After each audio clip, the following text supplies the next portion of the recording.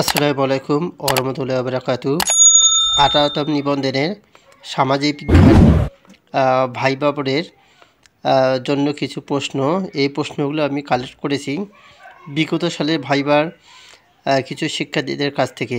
তো সামাজিক বিজ্ঞান তো কোড নাম্বারটা মনে রাখতে হবে। ভাইবা কোড হচ্ছে কত? 329। এই ভাইবা কোডটা কিন্তু ভাইবা বোর্ডে তোমাদের প্রশ্ন করতে পারে। সামাজিক বিজ্ঞান কি?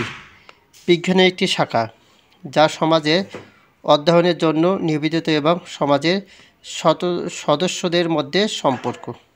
এই প্রশ্নটা কি এক শিক্ষার্থীকে করা হয়েছে। এটি কত শতকে প্রতিষ্ঠিত হয়? 18 শতকে। জনককে আগাস্ট কোড। সামাজিক বিজ্ঞানের লক্ষ্যটা কি? লক্ষ্যটা হলো সামাজিক ঘটনা বোঝা, বিশ্লেষণ এবং মোকাবেলা করা এবং ব্যক্তি ও সম্প্রদায়ের মঙ্গল উন্নত করা।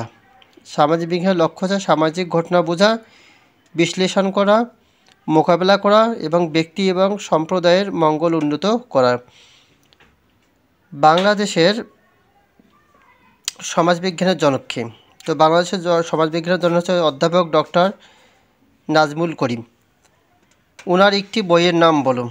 অবশ্যই যখনই বলবে অধ্যাপক ডক্টর নাজমুল করিম তখনই বলবে যে ওনার বইয়ের নাম বলেন। তা বইয়ের নাম হচ্ছে পরিবর্তনশীল সমাজ।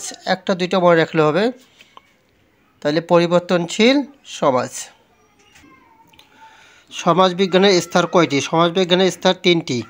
ধর্মতাত্ত্বিক, অধিবিদ্যাগত, আর একটা হচ্ছে দৃষ্টবাদী।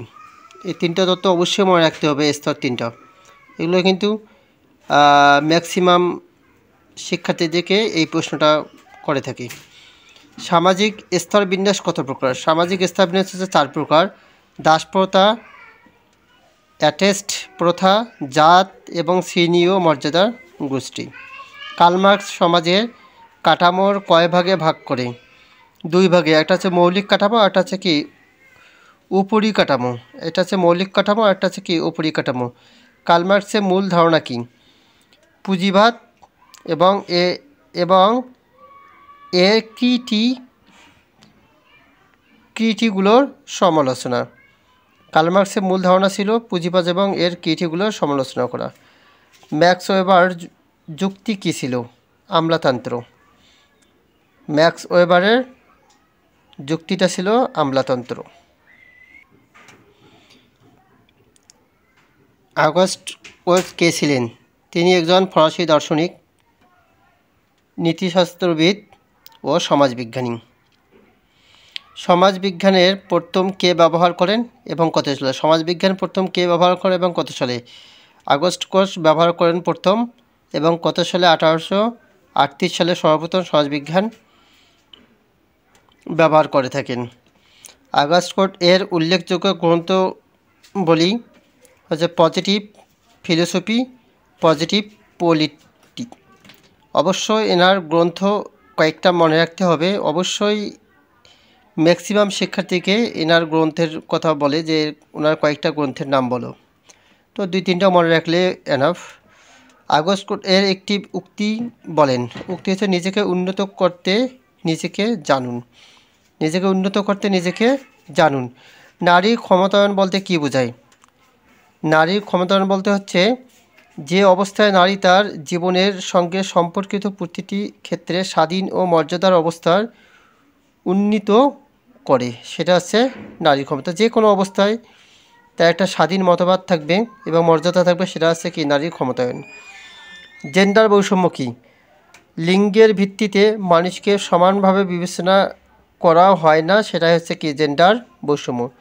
তবে লিঙ্গর ভেদে কিন্তু মানুষকে কি সমান দৃষ্টিতে দেখা হয় না, সেটা হচ্ছে লেন্ডার বৈষম্য। এই প্রশ্নগুলোই কিন্তু বিগত শিক্ষার্থীদেরকে প্রশ্ন করা হয়েছে। জেন্ডার বৈষম্যের বৈশিষ্ট্য বলো। পুত্র সন্তানের অগ্রাধিকার এবং মেয়ে সন্তানের কম মূল্যায়ন। তার মানে পুত্র সন্তানদেরকে সবাই একটু বেশি আদর করে কিন্তু মেয়েদেরকে তুলনামূলক কম আদর করে, এটা হচ্ছে জেন্ডার বৈষম্য। ডেভিড পোপেনো এর মতে সমাজবিজ্ঞান কী? তো সমাজবিজ্ঞানের কয়টা সংখ্যা জানা লাগবে। আমাদের এভাবে প্রশ্নটা করতে বলে যে সমাজবিজ্ঞানে কয়েকটি দার্শনিকের সংখ্যা দাও। তাহলে সমাজবিজ্ঞান হলো সামাজিক আচরণের এবং সমাজে সুশৃঙ্খল ও বস্তুনিষ্ঠ অধ্যয়ন। ডুরখেইমের মতে সমাজবিজ্ঞান কী? সমাজবিজ্ঞান হলো অনুষ্ঠানের বিজ্ঞান। সমাজবিজ্ঞান হলো অনুষ্ঠানের বিজ্ঞান। তো এ ধরনের প্রশ্নগুলোই দেখলেই দেখবা যে ভাইবা বোর্ডে আর সমস্যা হবে না। বিশেষ করে কনফিডেন্সটা থাকলেই সমাজবিজ্ঞানের ভাইবাতে বা এই সামাজিক বিজ্ঞানের ভাইবাতে কোনো সমস্যা হবে না। এই ধরনের প্রশ্নগুলো সাধারণত করা থাকে। এবং নিজ জেলা এবং নিজ থানা সম্বন্ধে ভালো করে জানতে হবে এবং কেন বিখ্যাত এটাও জেনে রাখতে হবে এবং নিজের বয়স সম্বন্ধে জানতে হবে। তাহলে এই ভাইবা বোর্ডে আর সমস্যা হবে না।